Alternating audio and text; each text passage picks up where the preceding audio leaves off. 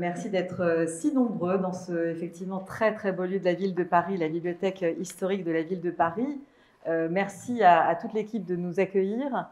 Et en fait, cette bibliothèque renoue avec une tradition parce qu'il y a eu souvent des conférences, mais même des personnes qui viennent se produire au niveau des pièces de théâtre, des extraits, etc. Donc vraiment, je suis très très contente de retrouver pleinement cette salle, non seulement restaurée, mais en plus très vivante grâce à vous.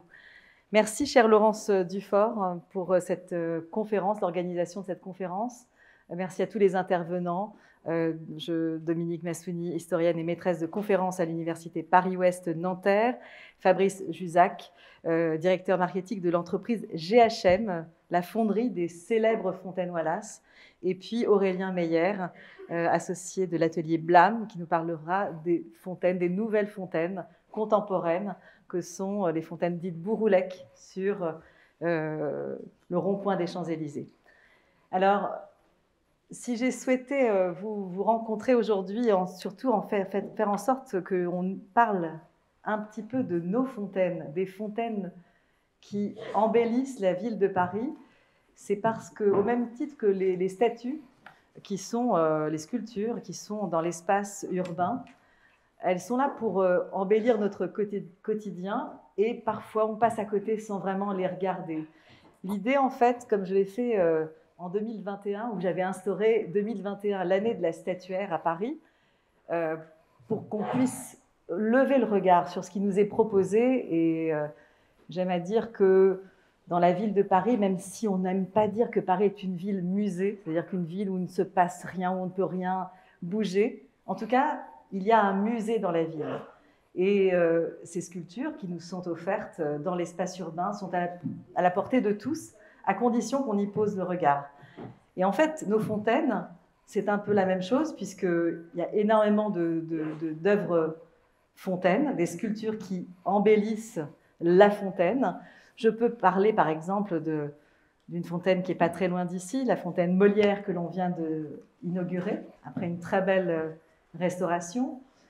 Et se dire que chacune de ces fontaines raconte aussi une histoire. Alors, je vais parler dans un instant des fontaines Wallace, pour lesquelles on a célébré le 150e anniversaire, mais la fontaine Molière, non seulement c'est une œuvre d'art que l'on doit à un grand architecte, Visconti, mais qui en plus, pour la petite histoire, a été voulue, même financée par un sociétaire de la Comédie Française, du nom de Régnier, et qui a réuni les fonds nécessaires pour honorer Molière. Et c'est ainsi que là où il a vécu, quasiment à quelques mètres de là où il est même mort, Molière a sa fontaine. Et en fait, à l'infini, comme ça, on pourrait égrener le nombre des fontaines qui font la beauté de Paris. Et bien sûr, à chacune son histoire, à chacune aussi de très grands maîtres de la sculpture. Ce sont non seulement des œuvres, mais en plus, ce sont des livres d'histoire de l'art à part entière. Et pour la particularité des fontaines Wallace, nous avons célébré cette année le 150e anniversaire des fontaines Wallace, parce que la première fontaine Wallace a été installée en août 1872.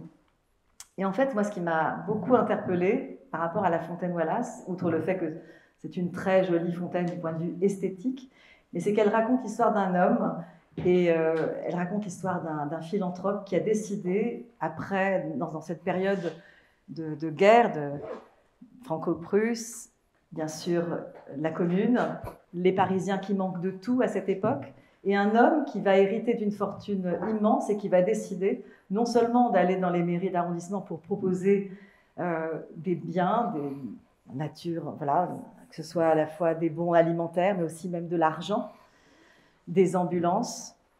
Eh bien, Richard Wallace, s'apercevant qu'il y avait une pénurie d'eau potable, en tout cas que l'eau coûtait très cher, a décidé de mettre l'eau à la portée de tous. Et il en a offert les 50 premières. Et comme il était un grand amateur d'art, il a voulu aussi que cet objet soit une œuvre d'art à part entière, qui est aujourd'hui encore non seulement restaurée, mais fabriquée selon les mêmes règles d'art par la société GHM qui est ici représentée, qui vous en dira bien sûr plus encore tout à l'heure. Donc en fait, finalement, ces fontaines racontent un bout d'histoire de cette ville Et j'ai voulu vraiment qu'on s'y arrête pleinement. Et donc, merci au CAE d'organiser cette conférence pour nous raconter l'histoire des fontaines. Elles sont très nombreuses. Actuellement, on en restaure beaucoup, notamment la fontaine des Innocents, qui va bientôt commencer, même si ça a déjà commencé, mais il y a toute une part invisible quand on parle de restauration. Mais évidemment, l'œuvre de Lescaut et de Jean Goujon va bientôt retrouver toute sa beauté, en plus dans un écrin végétal magnifique. On restaure actuellement la fontaine Stravinsky de Niki de Saint-Phal et de Jean Tinguely. On vient d'inaugurer la fontaine Molière. Prochainement, toujours dans le même quartier, on va bientôt restaurer la fontaine Maubuée, une des plus anciennes fontaines de Paris. Et puis, ailleurs dans Paris, on a inauguré les fontaines Landowski, place de la Porte de Saint-Cloud. Voilà, à l'infini. Bientôt aussi la fontaine des 4 saisons, œuvre de Bouchardon.